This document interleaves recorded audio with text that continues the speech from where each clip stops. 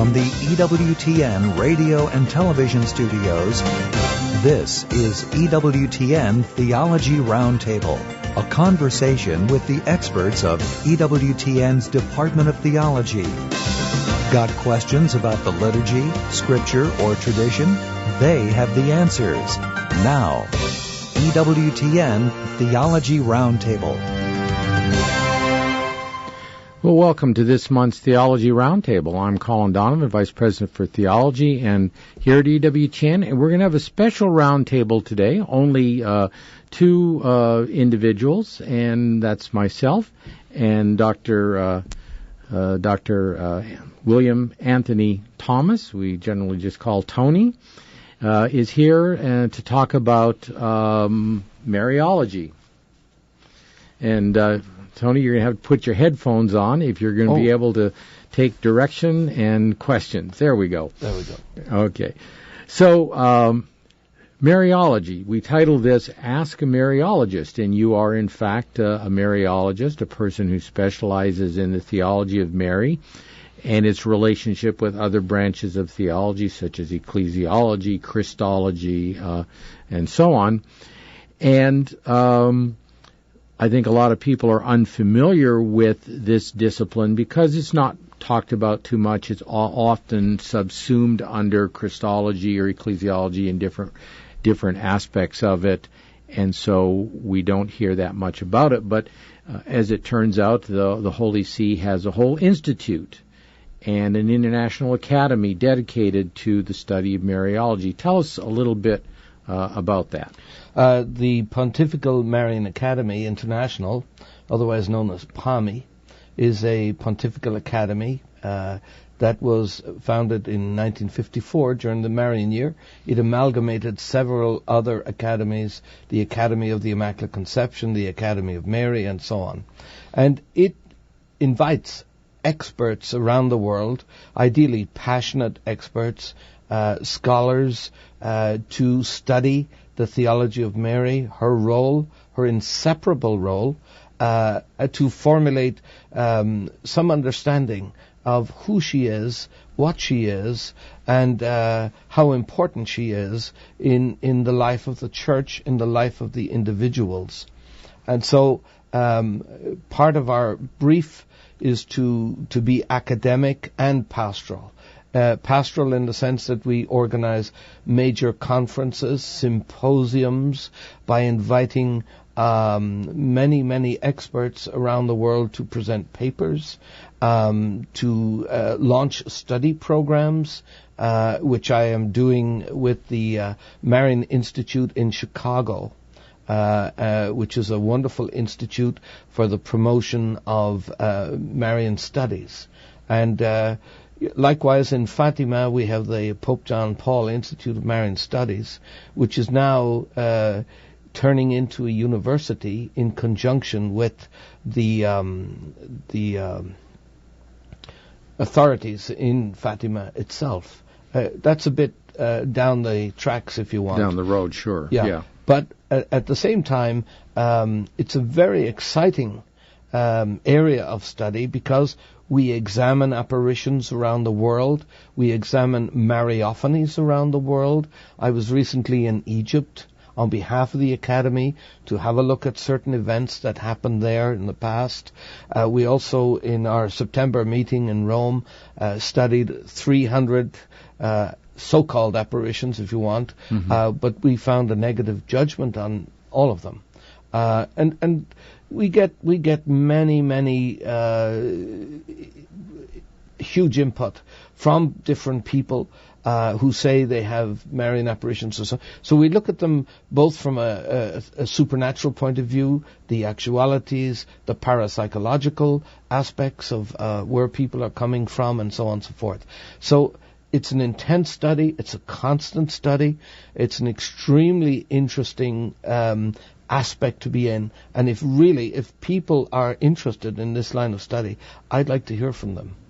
You know, and I think a lot of people, of course, are non-Catholic Christians, Protestants in particular, certainly not the Orthodox, look a little bit askance at, the role of Mary in the light of salvation history and so on and so forth.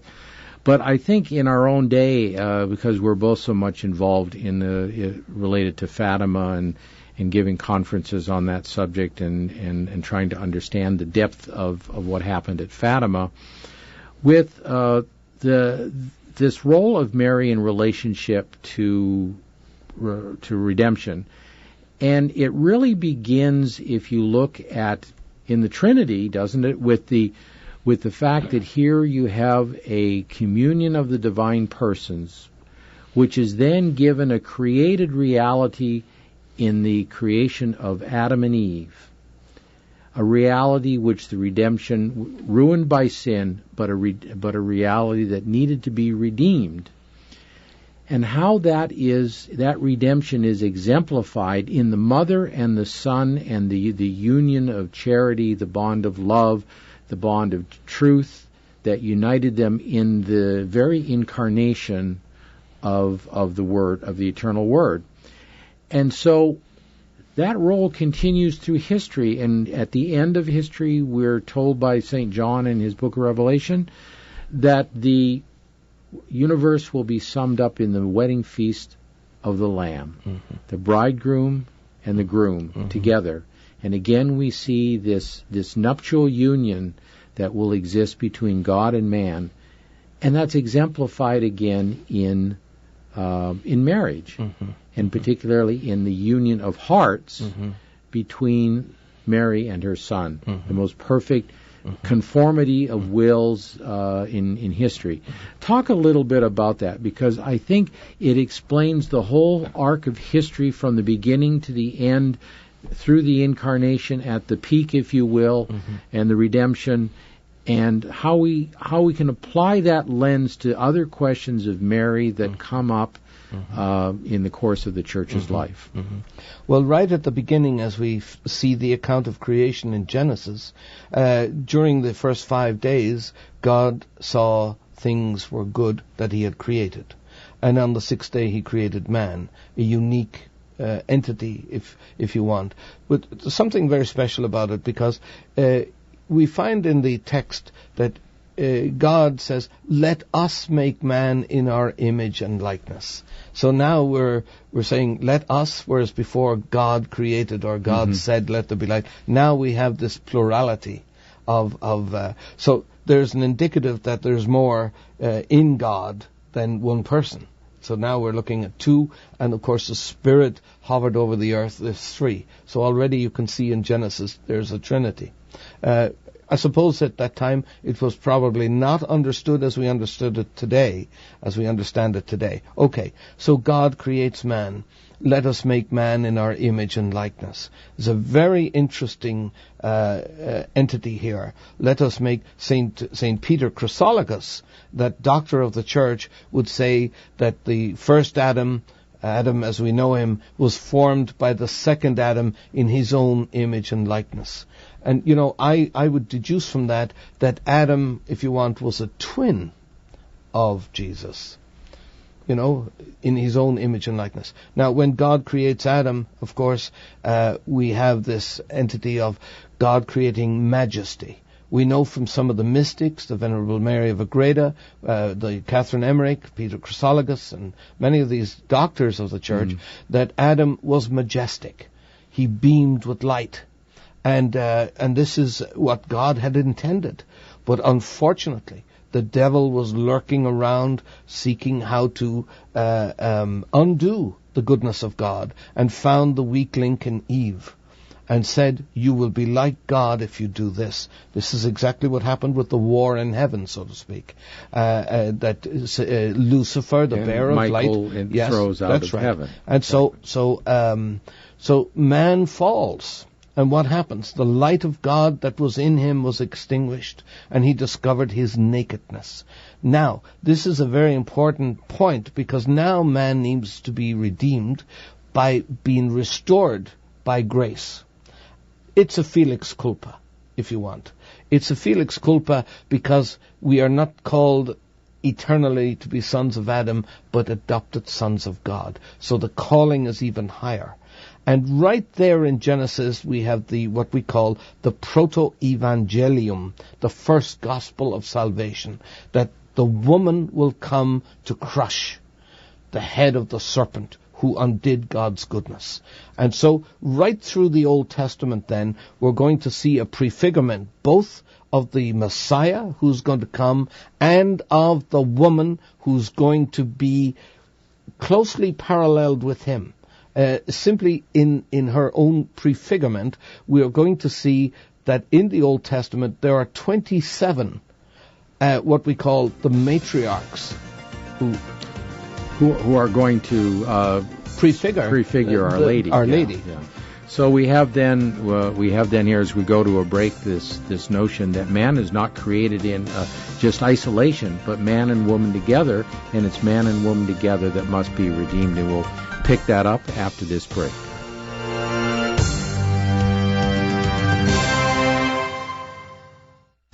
Welcome back to EWTN Theology Roundtable on EWTN Radio and Television. Join our conversation with your question or comment. Call us toll-free, 833-288-EWTN. That's 833-288-3986. Outside the U.S. and Canada, call 1-205-271-2985 or send us an email, etr@ewtn.com. Well, we're back. I'm Colin Donovan here with Dr. Tony Thomas, a Mariologist from Ireland and Rome and a little bit of all over, and we're asking questions about Mary, and we do want to get to your questions, so let me give you the phone numbers as Tom Price just did. Again, I'll give those. 833-288-EWTN. That's 833-288-3986. Or if you're outside North America, country code 1-205-271-2985. Country code 1-205-271-2985. And you can, if you're watching us on YouTube or EWTN Radio's Facebook page, where we're streaming live, you can also ask questions in those comm boxes. And you can also text us questions at 55000. Wait for us to come back to you and then give us your name, your first name, and your question. So we do want to get to calls, but I think we need to finish this point of the unity of the hearts, and you were talking about the matriarchs. Of course, we know there are 4 women in the genealogy, which is given in Scripture. Well, I won't try to recite them all. Yes. I'll let you recite them. So basically, I was alluding to the prefigurement of Our Lady in the Old Testament, which has never been rescinded. It's still a valid testimony, if you want. And it shows salvation history right from the beginning up until the New Testament in our own day, if you want. So of the 27, 14 of them were major matriarchs and 13 minor. Of the 14, we have some extraordinary women like Deborah, who was guided by God to be the wise woman and the counsel and was able to do this, that, and the other in God's way. And guide the people of Israel, the people of God, the chosen people, and so on. And likewise, we have Queen Esther, who gives of her life to save her people, and so on. And all the way through, you find that there's a prefigurement of Our Lady. And then, in the fullness of time, according to God's plan, she is born without the stain of sin, as Duns Scotus would say. She receives in anticipation of the redemption all of the graces of the crucified Christ, who will be her son. And her heart, this is the important where I'm coming to, her heart is formed by the Trinity. Her heart is formed by the Father in the image of his Son, and she also possesses in a mystical way the heart of her Son, and formed also by the Holy Spirit. So her heart is immaculate, it's pure.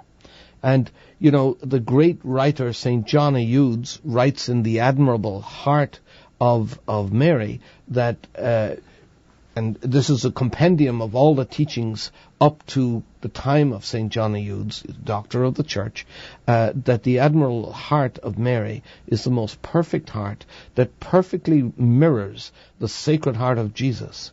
And it's the most profound heart, of which there is no other profundity. You know, there's two things I want to say about that.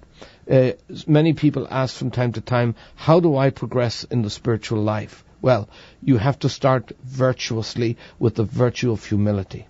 Our Lady is known, as she says in her great Canticle of the Soul, the Almighty has looked upon his servant in her lowliness. And therefore she is profoundly humble. There's no other depth to humility she could have gone to. And because of her profound humility, she was invisible to the devil. And so this heart of hers, this immaculate heart of hers, perfectly is configured and mirrors the Sacred Heart of Jesus. They become inseparable. Her will is united hypostatically, if you want. Maybe I shouldn't say that, but it's united with the heart of her Son. And of all of creation, the greatest of God's creation is the humanity of Jesus, hypostatically united with the Blessed Trinity, and secondly, the hypostatically united to the Blessed Trinity, the second greatest creation was Our Lady. And many theologians would say that God created the world for her.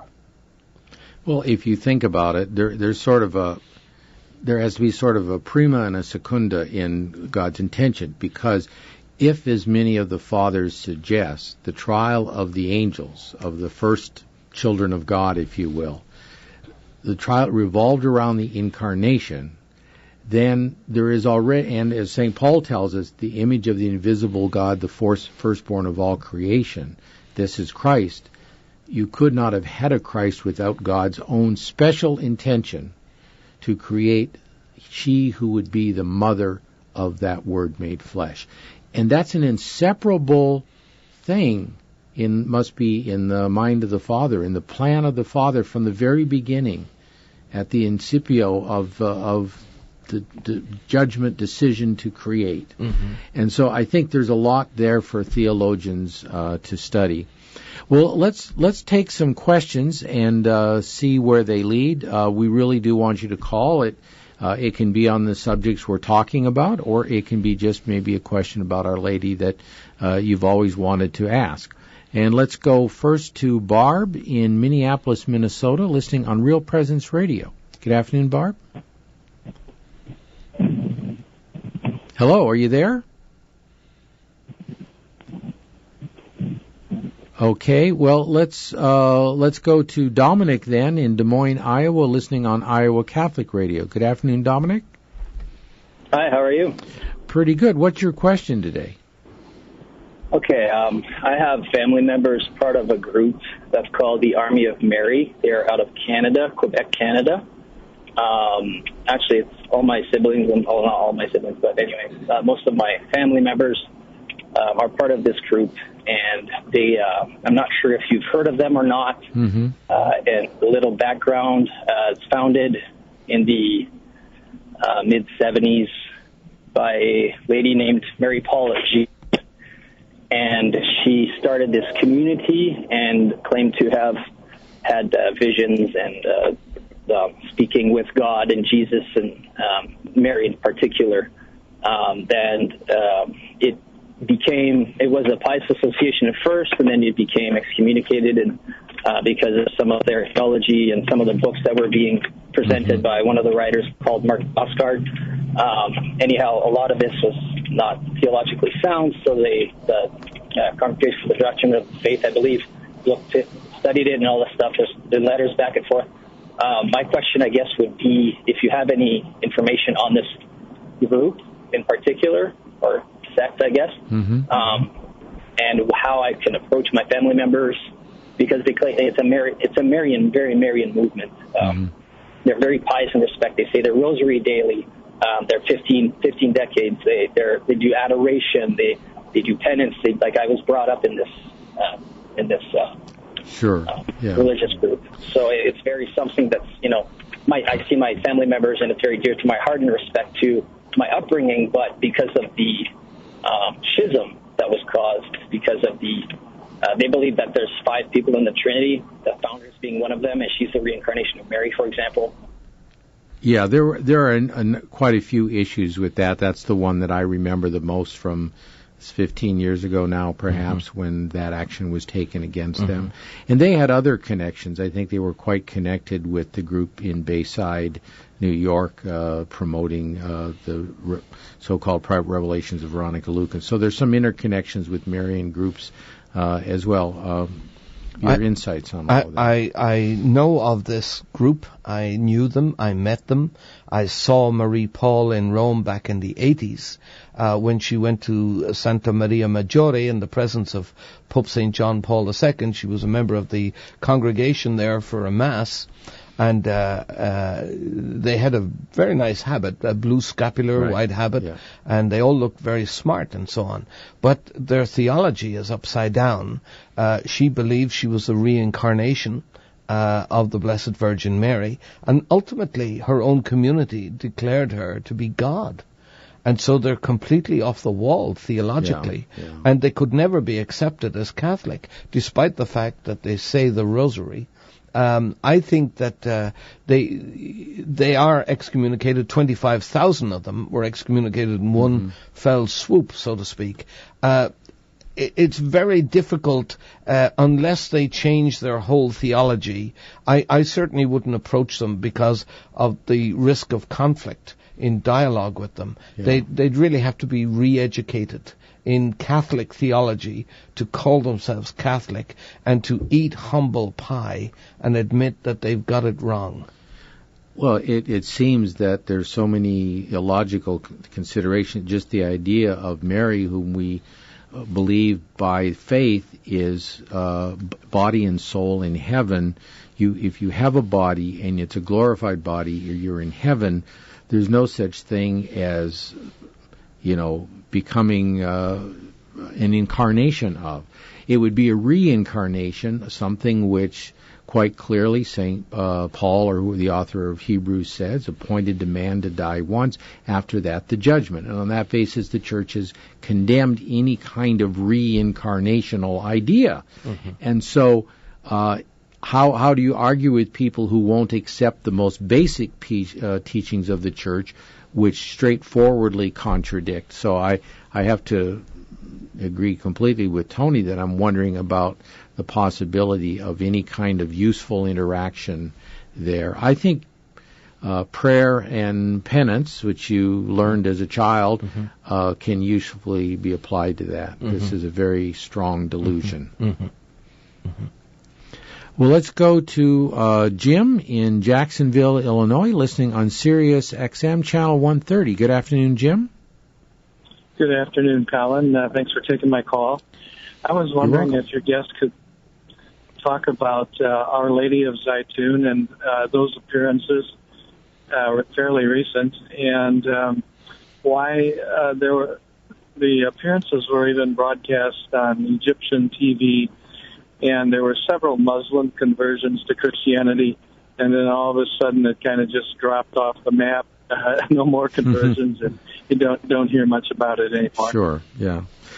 Well, maybe a little historical setting. In the 60s, an image, 62, appeared. It appeared that something was appearing above the gable of a church or a steeple of a church. The Coptic Orthodox Patriarch, or Pope as they call him, accepted it as real, and Paul VI made no decision about it, said it's not our jurisdiction, but we'll talk about it. And it's not apparently our time to talk about it, so we'll pick it up after the break. But it's fortuitous, obviously, that you were just there looking at this for the Pontifical Marian Academy. Yes. So we'll have something to say on that when we get back from our break in just a couple minutes.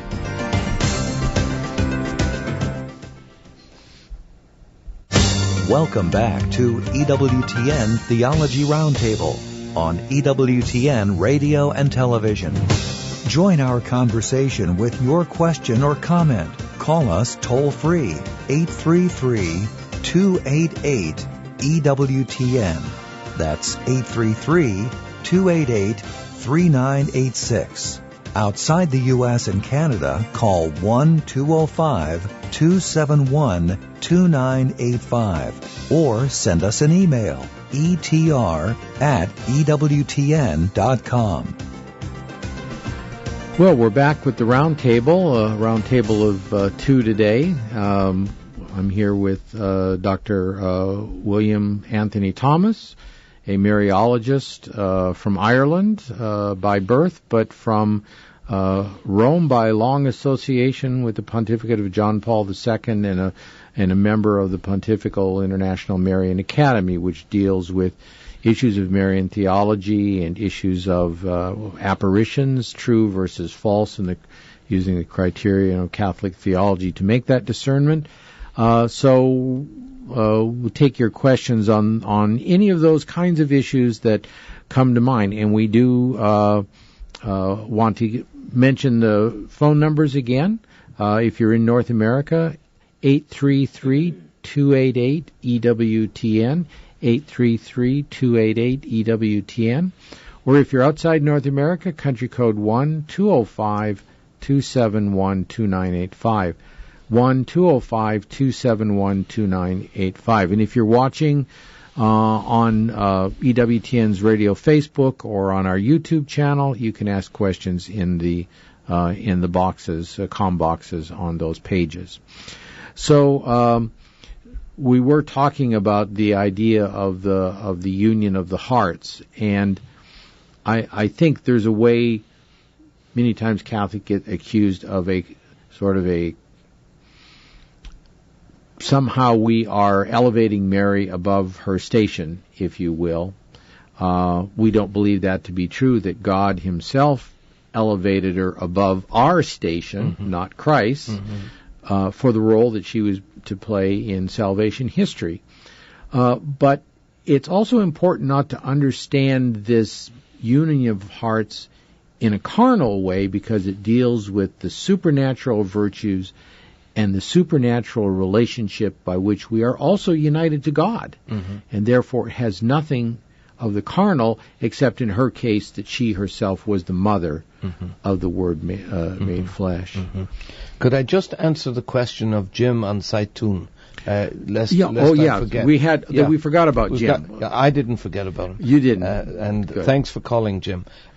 So the situation as it stands is that the Coptic Orthodox accept the apparitions of El Zaytun in Egypt, in Cairo, in particular, as the home of the Blessed Virgin Mary, the Holy Family, if you want. It's reputed that they lived in 3 different places in Cairo. But the Latins on the Catholic Church haven't made a decision on this. Now, I went there a couple of weeks ago, and I have written a preliminary report subject to some chemical analysis on the original images, and so I'm not going to preempt and say, but from our point of view, let's say, as Latins, we haven't made a decision on it, and I don't think that decision will be forthcoming because of the difficulties with the Coptic Orthodox and between the Coptic Orthodox and the Latins. The Coptic Orthodox do not accept, for example, the baptism of the Latins at all, which means none of their sacraments are valid. So you're into a political sphere here, and it would be wrong of me to make any judgment publicly on this. So I hope that answers your question. Right, yeah. But we have this long-standing sort of toleration of it, but as to what that means more than simply this is their Marian issue, this isn't directly ours, we have not intervened in any way in it. Now, going back to your question, the Holy Spirit has given many titles to Our Lady. The greatest title, of course, is Theotokos, the Mother of God. And this is the divine motherhood is the most fundamental principle of Mariology. If you're going to study Mariology, you must understand what the divine motherhood means. That God has prepared Our Lady, our heart was formed by the Trinity to be the proper abode, the immaculate abode for the enfleshment of God.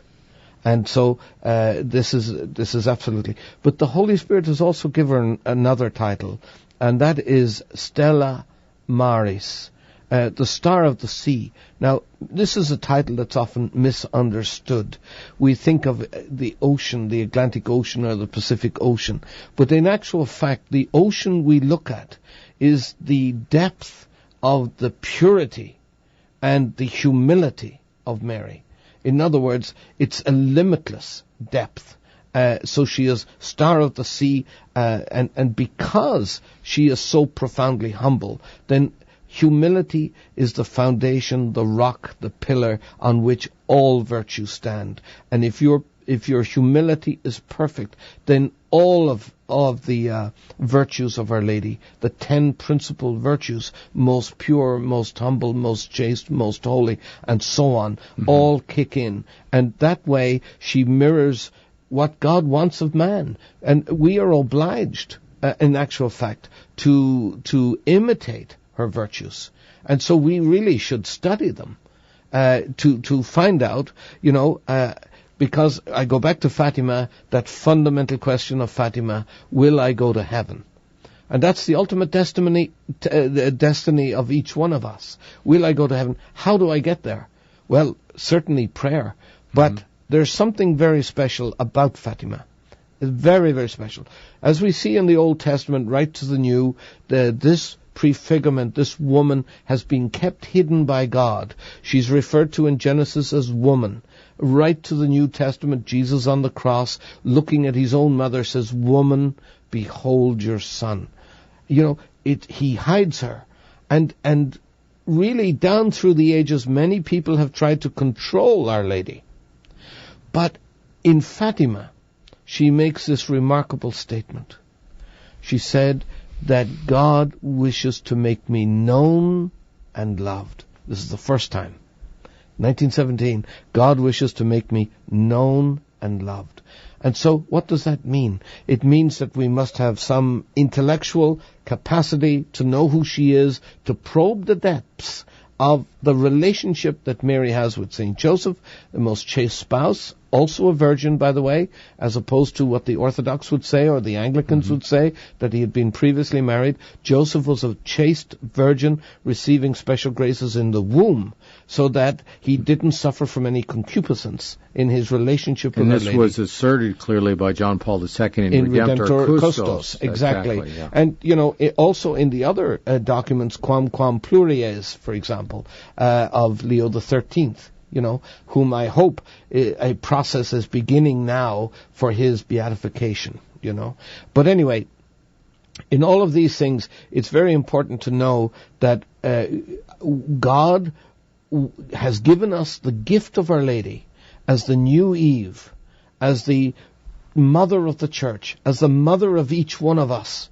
This is God giving us these great gifts, and we don't appreciate it. What many have tried to do, the separated brethren, is control her by trying to control at the Second Vatican Council titles that the church might have bestowed upon her. For example, Mater Ecclesiae, the mother of the church, and they wouldn't allow it, but Paul VI brought it in. Took an intervention of a pope to put and remind people about mediatrix of grace. Yes. Was another one that nobody wanted to touch, right. But the Pope said no. The Catholics want these titles. They want co-redemptrix, and they believe she is. Right. Her co-redemption is dependent on the Redeemer, not on her own accord, but dependent upon. And the relationship, again, we keep going back to this sort of unity of history, that the relationship of Mary and her son in this aspect is like that of Adam and Eve.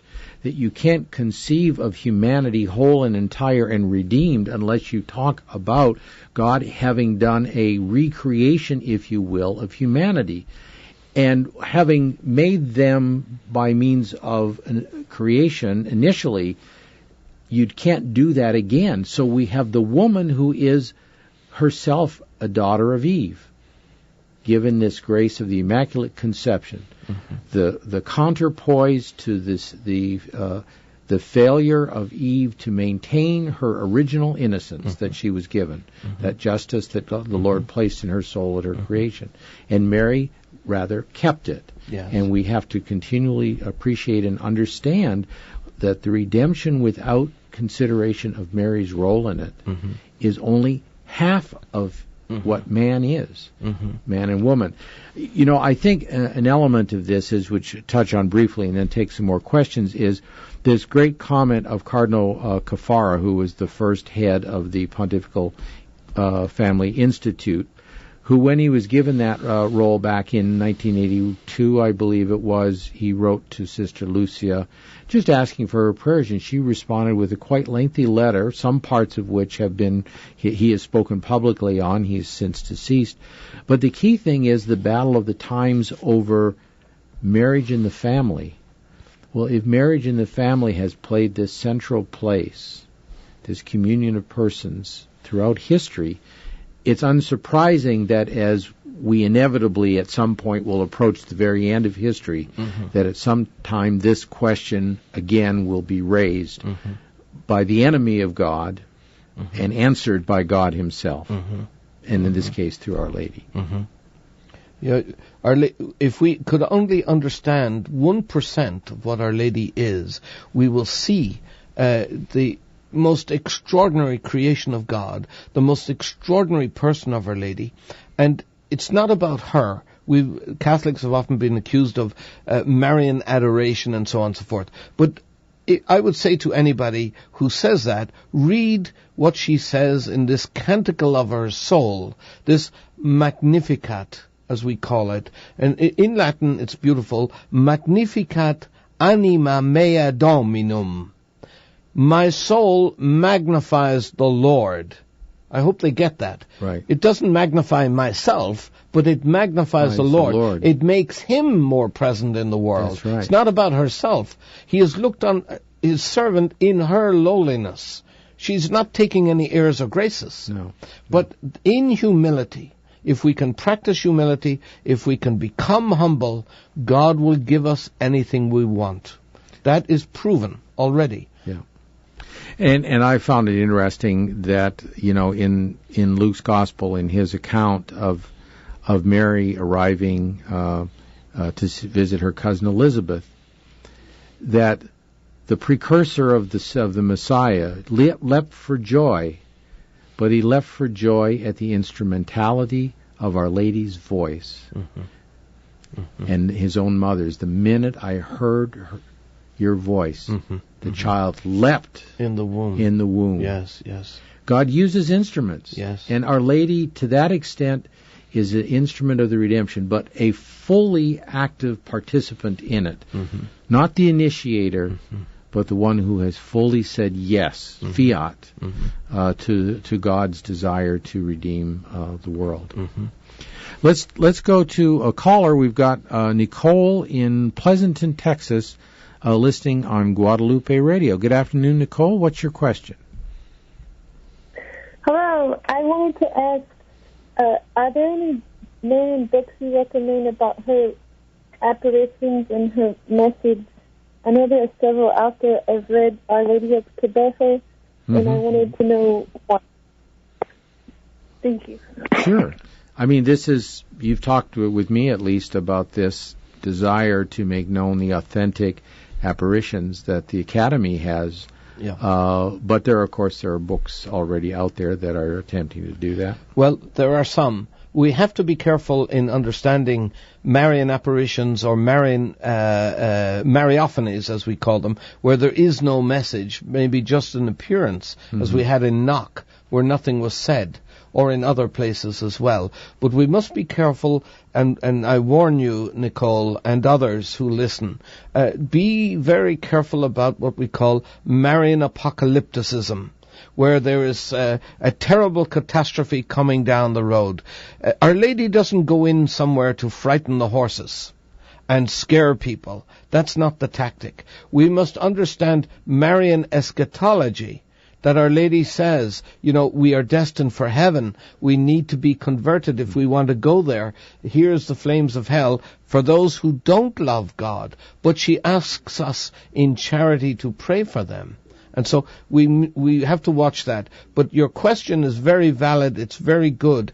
And we have to be careful and discern what it is we are going to read. Does it have approval of the Church? That's very important. And I would add this. There have been a lot of... growing up, I remember reading books, Father Walsh's book on Fátima, other books about Barreau and Barang, and some of the other approved apparitions. But Fátima, I think, has a unique place, and we've talked about this, that the account which Sister Lucia gave, of course, is part of the record, but then there is her book, The Calls of the Message of Fátima, in which she goes into, in depth, her own reflections on this. And I would say that her role is unique in the history of apparitions to this extent, that she was actually given the mission from Our Lady to be the expositor, the explainer of the message of Fátima. So I would say read this book by Sister Lucia, The Calls, and you will understand better, at least, the message of Fátima, which I think is the Lord's premier Marian apparition in history, at least from that point of view. Yeah, Fátima is beyond doubt the most important Marian apparition to date, because in it, she comes on behalf of God, the mercy of God. She comes to call, as you said in the book, The Calls, written by Sister Lucia herself, over a period of years. It's a condensed, if you want, summary of all the questions she was asked about Fátima, and she was able to extrapolate or take from all of those questions the 26 calls of what Fátima call us: the call to believe, which is the most fundamental; the call to adore, because we believe we adore; the call to conversion; the call to prayer; the call to sacrifice, and so on and so forth. There are 26 calls built in. That book is readily available. You can get it on Amazon. I think it's about $8 or $9. And, excuse me, Tony, religious catalog as well. We don't want to forget EWTN. Oh, I beg your pardon. Yeah, okay, good. So yeah, I would go right to the heart of what's needed today, and that certainly is the message of Fátima. Well, let's go to Chris in Akron, Ohio, listening on Living Bread Radio. Good afternoon, Chris. Hi, how are you? Pretty good. What's your question today? So here's my question about Medjugorje. I had several years ago learned that the church had not made a decision on Medjugorje, and still there are those who have gone to the site and claim to have witnessed things or experienced things that led to a growth in their faith. Some of them even saying, life-changing events, even what I would refer to as theologically sound priests that I've listened to or talked to. But at the same time, the church hasn't made a decision, number one. And then the second thing is that I've heard some things said about the lady who is the seer, some stories of how she had indicated that the Blessed Mother had spoke to her and affirmed the Muslim faith or something like that was completely off base, which made me think that this just can't possibly be all that it's cracked up to be. So I'd like to unpack that whole situation. Sure, and get some sense of what's going on there. One simple historical correction: there have been, 2 or 3 decisions? There's just not been a papal decision. Well, there were 2 theological commissions established by the Diocese of Mostar-Duvno, the first one in 1984 under Bishop Sanic, and the second one in 1992 under Bishop Ratko Peric. Both of them found the constant de non supernaturalitate. There's nothing of a supernatural nature happening in Medjugorje. And there's not a condemnation per se in the Church's language. It's just to say Nothing supernatural here, whether it's pious behavior or fraud, it's making no decision about that. As Mariologists, what we generally do is we look at two aspects of it, popular piety, and we look at actualities. In the case of Medjugorje, Pope Francis will not make a decision because he is a pastoral leader of the church, and he can see that many people are going to Medjugorje, albeit that it really attracts charismatics. More than anything else, and if that's what it takes, that's wonderful. Now, many people say there are many miracles. Well, the church has never declared a miracle in Medjugorje. Many people say there are many conversions. I would just say to that, there is a reawakening of the faith, that many people go there, have already been baptized or lapsed in their faith, and then they see this fervor and so on and so forth, and reawakening of vocations and so on and so forth. In the actualities, it's a completely different ball game. Now we're into serious doctrinal issues, dogmatic issues, spiritual issues in relation to the so-called six seers. And, you know, I would say they own everything in Medjugorje. They own the hotels, they own the travel agencies, they've built their own churches on their own property. They are worth in excess of 4 billion euros. When you make the comparison with the children of Fátima or St. Bernadette Soubirous or some of the great saints of the church, Catherine Laboure, they entered the cloistered life. They became obscure. They became saints through the practice of the virtue. Well, you were talking about the depth of humility of Our Lady. Yeah. It would lead, you would think, a seer to the depth of humility. Exactly. So, as a Mariologist, and I'll put my hand up and I say, I will never accept Medjugorje as authentic. Now, I speak on my own behalf. Not on behalf of the Pontifical Academy or on behalf of the Holy Father, but I don't think he's in favor of it either. But he's not going to make a decision on it. Yeah, and I think that's if you look at the actions that have been made by the Holy See, they are in favor of encouraging Marian devotion there, going back to the 90s under John Paul II.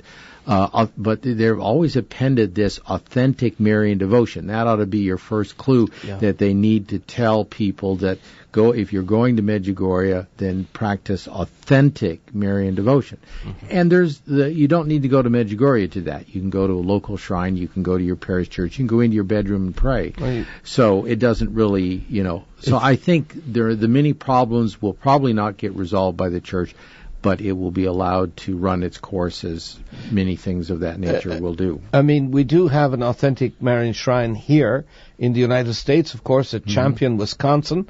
And, of course, we have Our Lady of the Americas, Our Lady of Guadalupe. And this is a beautiful, we have discovered music within the tilma most recently, and if we had time today we would play it for you, but we don't. And wonderful things in our Marian studies. And I would encourage people, read Louis de Montfort's True Devotion to Mary, look at The Admirable Heart of Mary by St. John Eudes, read about the glories of Mary through Alphonsus Liguori, and really study who she is. And I'll tell you what, there'll be a torrent of grace poured into your soul, and you will become so devoutly Catholic in mind and in heart and in love of the most beautiful of God's creation, the Blessed Virgin Mary. And that'll get you to heaven. To Absolutely. The heart of God, as Sister Lucia says. Not only that, in one of her calls. She will come for you. Yes. She will escort you to heaven. Okay, I don't think we have time to take Judy as a caller, but the question of the Garabandal apparitions, which tolerance waxed and wanes, but now it's sort of in a, negative phase, I think. The new Bishop of Santander will not tolerate it whatsoever. There were 4 theological commissions, and again, constat de non supernaturalitate. Right. Nothing of a supernatural nature. I heard a radio interview by Conchita Gonzalez, one of the children involved in the theatrics of walking backwards, which is really the only thing they had. She's now living in New York.